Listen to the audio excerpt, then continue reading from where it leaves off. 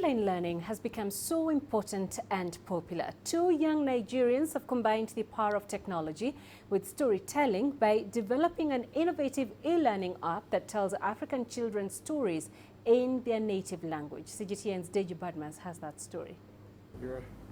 When Dominic Onyekachi's sister asked him to read a story to his niece, little did he know that simple request would drive him to create what is today an innovative educational app. So you can read these ones now.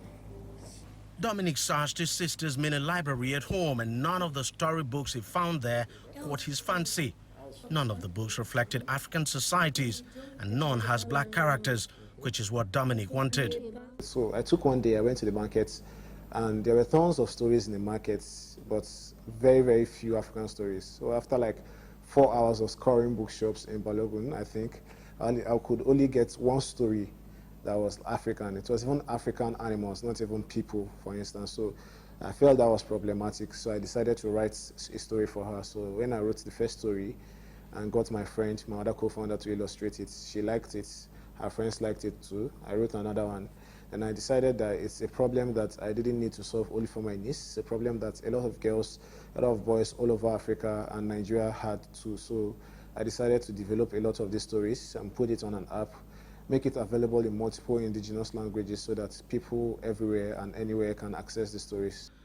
That app is now known as Akiddie and has about 30 books with around 2,000 subscribers since its soft launch in September 2019.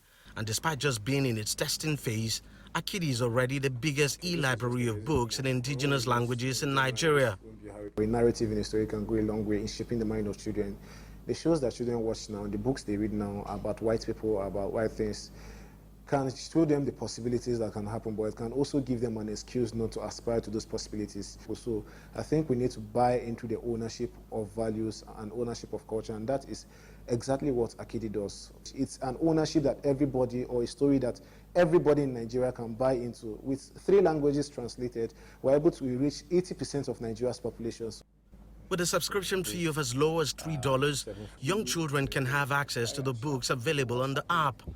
Their effort is also helping to preserve local languages and make books accessible to people in their local languages in a country where the English language has almost swallowed local dialects. Like even though you have children all the way in America, wherever they are, they have access to this application, they have easy access to these stories. So they get to learn about their traditions, they get to learn about their language. There are lots of African languages to digitize.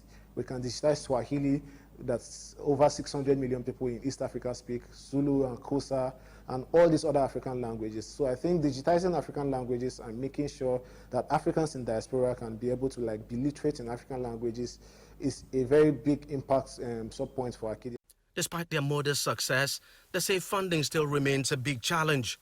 They've literally bootstrapped up to this point, but they're not allowing that slow them down. Akiddie is set to launch formally in this quarter. Currently, 3 schools are already pre-signed up on the app.